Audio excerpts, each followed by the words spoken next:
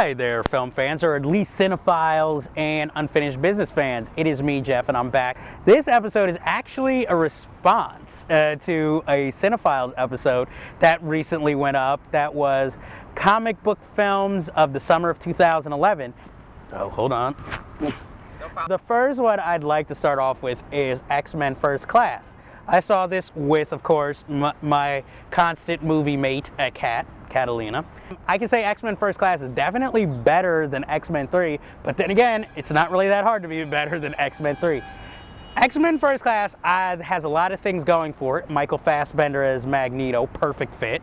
I enjoyed that it took place, you know, in the 1960s like the original comic book did. I could say it's a bit racist, you know, because why is the one and first and only mutant character who dies a black man? Why he got to be the first up in here? I mean, you have Zoe Kravitz's character, who I think is more or less playing Spanish, but I could be wrong. But, I mean, while the film stays true to the characters, it also, it more or less is more like, it's more or less entertaining. And I liked, and it has some great action set pieces. Kevin Bacon is phenomenal as the villains, Sebastian Shaw. And, you know, some of the action scenes, like when Banshee first learns to fly, that is awesome. Rose Byrne, who I am fast getting to have a crush on because she always appears in the best films, not the best, but at least good films, and she's hot and she's in underwear. The one thing I have to complain about is January Jones plays Betty Draper for Mad Men yet again. I mean, yes, she looks good in lingerie, and that seems to be what they judged her on.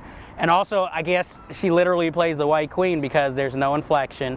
She's just there. It doesn't ruin the movie, but it's not exactly a plus for the movie. The next film I'd like to respond to is Thor. Now, Thor did exactly what it was supposed to do.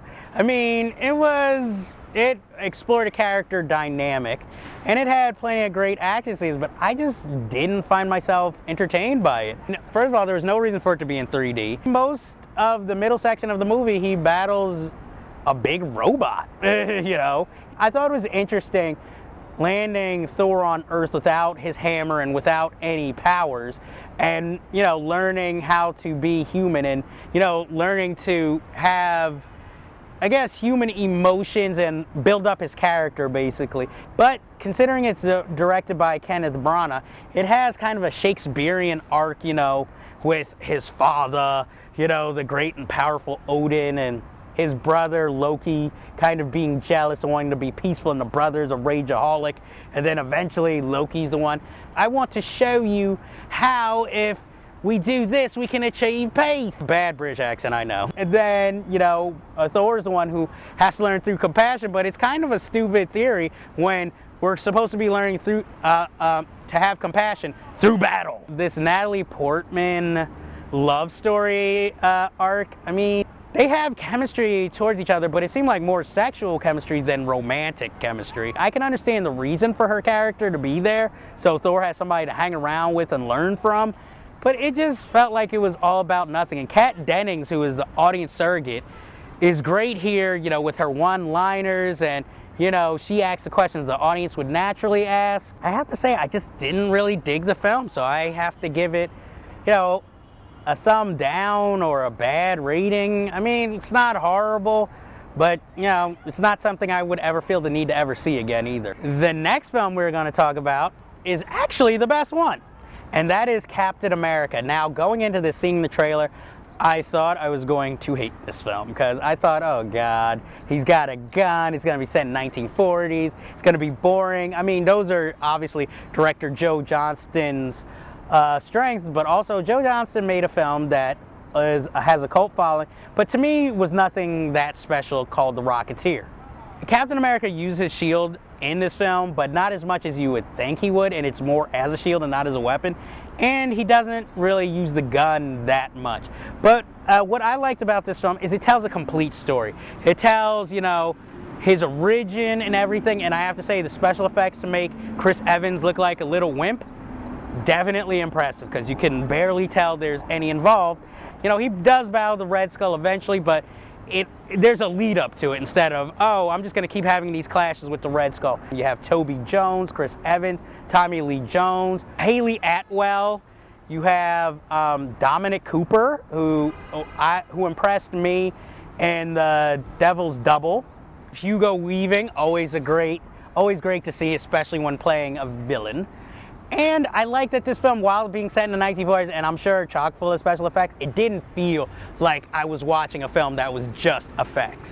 And it had plenty of heartwarming moments, it was funny, and of course, as with all films, it has a lead up to this summer's Avengers, but it felt more natural, at least in the case of Captain America.